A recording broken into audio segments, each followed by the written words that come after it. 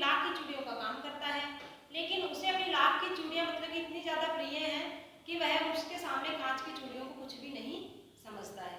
और जो अगर व्यक्ति गांव में या कोई भी और अगर उसके अपने हाथों में कांच की चूड़ियाँ अगर उसे पहनी हुई दिखती है तो वह बहुत ज़्यादा चिड़चिड़ा हो जाता है और बहुत ज़्यादा गुस्सा करता है। मतलब कि उसे अपनी लाख की जो चूड़ियाँ हैं वो बहुत ही बेहद ज़्यादा बहुत ही पसंद है। तो बच्चों, चैप्टर के माध्यम से हम ये देखेंगे कि हमारी कहानी किस प्रकार क्या है और हमें क्या शिक्षा देती है। तो बच्चों, चैप्टर शुरू करने से पहले आप लोग सब अपनी बुक निकाल लीजिए, पेंसिल निकाल लीजिए, क्योंकि आपके पास में जो बुक है वो बहुत ज़्यादा होनी जरूरी है, क्योंकि बुक नहीं होगी तो आप चैप्टर को अच्छे से समझ नहीं पाएंगे। और बच्चों, उससे पहले मैं आपको कुछ शब्द समझाना चाहती हूँ ताकि आपको चैप्टर अच्छे से समझ में आए। ठीक है बच्चों, तो हम शुरू करते हैं। बच्चों, हमारा पहला शब्द है चाव। ठीक है, चाव का अर्थ होता है चाह या रुचि। दूसरा शब्द है हमारा सलाख। सलाख का अर्थ होता है बच्चों सलाई या धातु की छड़। तीसरा शब्द है मुंगरी। मुंगरी का मतलब होता है गोल। ठीक है। नंबर 4 पे है पैतृक। पैतृक का अर्थ होता है पूर्वजों का। खपत। खपत का अर्थ होता है माल की बिक्री। फिर हमारा नंबर 6 पे है वस्तु विनिमय। ठीक है, वस्तु विनिमय का अर्थ होता है पैसों से न खरीदकर एक वस्तु के बदले दूसरी वस्तु लेना। वस्तु विनिमय जैसे पैसे, जैसे हम आज का समय में तो आज के समय में तो क्या है, हम पैसे देकर के कोई वस्तु खरीदते हैं। ठीक है, और अगर कोई हमें वस्तु विनिमय में क्या होता है कि पैसों के बदले चीज नहीं, वस्तु के बदले वस्तु। जैसे किसी व्यक्ति ने आपको कोई वस्तु दे दी और आपने उससे कोई वस्तु ले ली उसके बदले में। इसी प्रकार कसर। कसर का अर्थ होता है कमी या घाटा पूरा करना। नंबर 8 पे है नाजुक। नाजुक का अर्थ होता है कोमल। नंबर 9 पे है पगड़ी। पगड़ी का अर्थ होता है पाग, जिसे हम सिर पे पहनते हैं ना, गांव में बड़े बुजुर्ग लोग वगैरह हैं वो पहनते हैं। 10 नंबर पे है हमारा शब्द मरहम पट्टी। मरहम पट्टी का अर्थ होता है जख्म का इलाज। तो बच्चों, उम्मीद करती हूँ आपको ये शब्द अच्छे से समझ में आ गए होंगे। तो आइए बच्चों, हम हमारा जो चैप्टर है उसको बुक में शुरू करते हैं। बच्चों, page number 5, chapter number 2, lakh की चूड़ियाँ। तो आइए बच्चों शुरू करते हैं।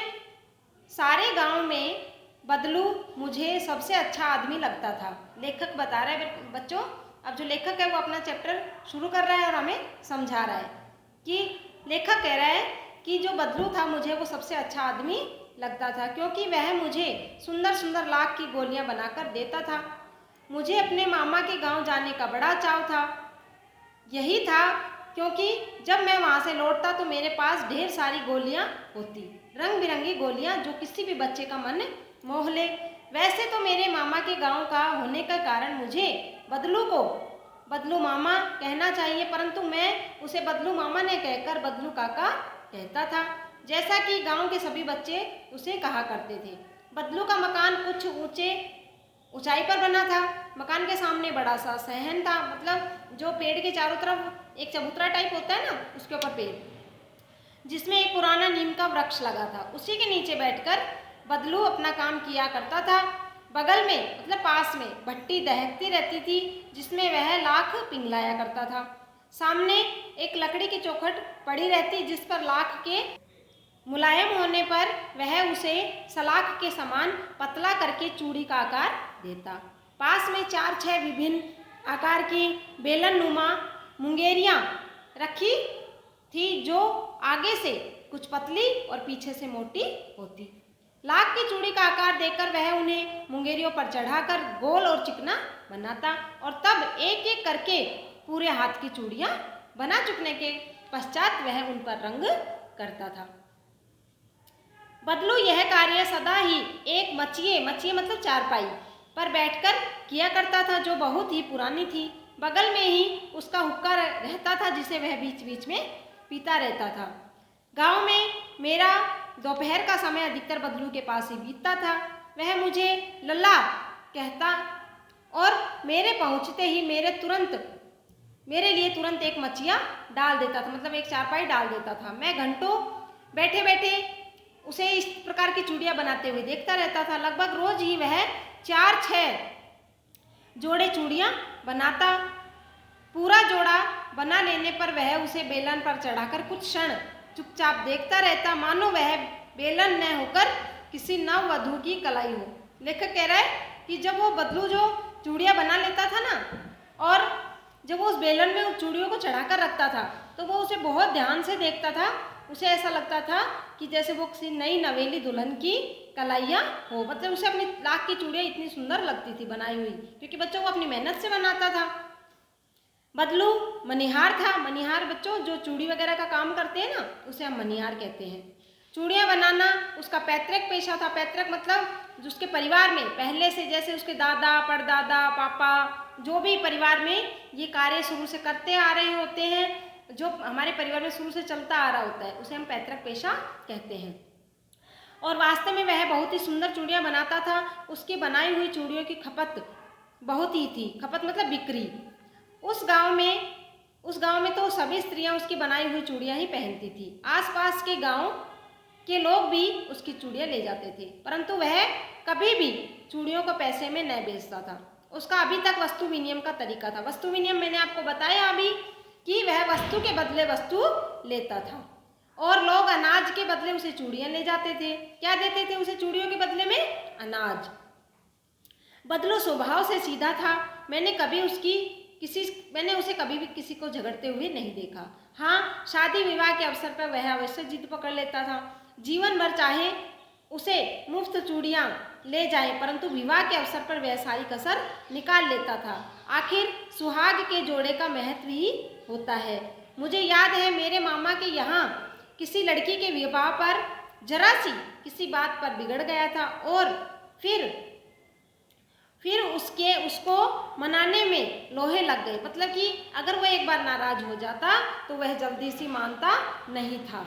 विवाह में इसी जोड़े का मूल्य इतना बढ़ जाता था कि उसके लिए घरवाली को सारे वस्त्र मिलते, ढेरों अनाज मिलता, उसको अपने लिए पगड़ी मिलती, और रुपए जो मिलते थे 100 अलग। तो बच्चों देखो इसमें कि शादी में जब उसकी चूड़ियाँ बिकती थी तो कितना महत्व था। उसको उसके पत्नी के सारे कपड़े मिल जाते थे, खूब ढेरों अनाज मिलता, और सिर पे पहनने के लिए पगड़ी और पैसे मिलते थे, वो अलग मिलते थे। यदि संसार में बदलू को किसी बात से चिढ़ थी तो वह थी कांच की चूड़ियाँ। यदि किसी भी स्त्री के हाथों में कांच की चूड़ियाँ दिख जाती तो वह अंदर ही अंदर कुढ़ता। मतलब उसको गुस्सा आता था, वह कुछ कर नहीं पाता था। कभी कभी तो 2-4 बातें भी सुना देता। मुझे तो वह घंटों बातें किया करता था मुझसे।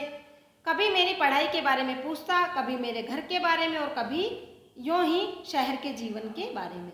मैं उससे कहता कि शहर में सब कांच की चूड़ियाँ पहनते हैं, तो वह उत्तर देता, शहर की बात और है लला, वहाँ तो सभी कुछ होता है। वहाँ तो औरतें अपने मर्द मतलब पति, मर्द का हाथ पकड़कर सड़कों पर घूमती थी, और फिर उनकी कलाइयाँ भी नाजुक होती है ना। लाख की चूड़ियाँ पहनेंगी तो मौज आ जाएंगी। मतलब कि जो बदलू है उसे इतनी चिढ़ थी कांच की चूड़ियों से कि वो देखो वो क्या कह रहा है कि उनकी कलाइयाँ नाजुक होती हैं, और अगर लाख की चूड़ियाँ वो पहनेंगी तो मौज आ जाएगी। कभी कभी बदलू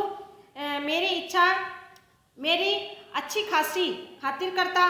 जिन दिनों उसकी गाय के दूध होता तो वह सदा मेरे लिए मलाई बचा कर रखता, और आम की फसल में तो मैं रोज ही उसके यहाँ से 2-4 आम खा जाता। परंतु इन सब बातों के अतिरिक्त जिस कारण वह मुझे अच्छा लगता था कि लगभग रोज ही वह मेरे लिए 1-2 गोलियां बना देता था। मैं बहुधा हर गर्मी की छुट्टी में अपने मामा के यहाँ चला जाता, और 1-आध महीने वहाँ रहकर स्कूल खुलने के समय वापस आता। परंतु 2-3 बार मैं अपने मामा के यहाँ गया हूँगा, तभी मेरे पिता की एक दूर के शहर में बदली हो गई, और एक लंबी अवधि तक मैं अपने मामा के गांव नहीं जा सका। तब लगभग 8-10 वर्षों के बाद जब मैं वहाँ गया तो इतना बड़ा हो चुका हूँगा कि लाख की गोलियाँ में मेरी रुचि नहीं रह गई थी। अब अतः गांव में हो गांव में हो रहे इन दिनों मुझे बदलू का ध्यान न आया। इसी बीच मैंने देखा कि गांव में लगभग सभी स्त्रियां कांच की चूड़ियां पहने हैं। विरले ही हाथों में मैंने लाख की चूड़ियां देखी, मतलब विरले मतलब बहुत कम। तब एक दिन सहसा मतलब अचानक मुझे बदलू का ध्यान हो आया। बात यह हुई कि बरसात में मेरे मामा की छोटी लड़की आंगन में फिसलकर गिर पड़ी और उसके हाथ की कांच की चूड़ी टूटकर उसकी कलाई में घुस गई और उसमें खूब खून बहने लगा। मेरे मामा उस समय घर पर न थे, मुझे ही उसकी मरहम पट्टी करनी पड़ी। तभी सहसा मतलब अचानक मुझे बदलू का ध्यान हो आया और मैंने सोचा कि मिल आऊं। अतः शाम को मैं घूमते घूमते उसके घर चला गया। बदलू वहीं चबूतरे पर नीम के नीचे एक खाट पर लेटा था। नमस्ते बदलू काका, मैंने कहा। नमस्ते भैया, उसने मेरी नमस्ते का उत्तर दिया और उठकर खाट पर बैठ गया, परंतु उसने मुझे पहचाना नहीं और देर तक मेरी ओर निहारता रहा। निहारता मतलब देखना। मैं हूँ जनार्दन काका, आपके पास से गोलियां बनवा कर ले जाता था। मैंने अपना परिचय दिया। बदलू फिर भी चुप रहा, मानो वह अपनी स्मृति पटल पर अतीत के चित्र उतार रहा हो। मतलब कि जो बदलू था ना, वो ये सोच रहा था कि उसे कुछ याद आ रहा था कि ये कौन है, मैं इससे मिला हुआ हूँ। और वो अपनी स्मृति मतलब अपनी यादों में पीछे खो गया और कुछ याद करने की कोशिश कर रहा था। और तब वह एकदम बोल पड़ा, आओ आओ लला बैठो, बहुत दिन बाद गांव आए। तो देखो बच्चों, वो जैसे उसने सोचा अपनी पुरानी यादों में गया और उसे याद आया कि ये कौन है, ये तो लल्ला है जो मेरे पास छोटा सा बचपन में आता था। तो बच्चों, आपने देखा कि हमारा जो चैप्टर है वो कितना अच्छा चैप्टर है। हमें पढ़ने में भी इसमें रुचि आ रही है, इंटरेस्ट आ रहा है कि अब आगे क्या होगा, किस तरीके से लेखक को क्या क्या पता चलेगा।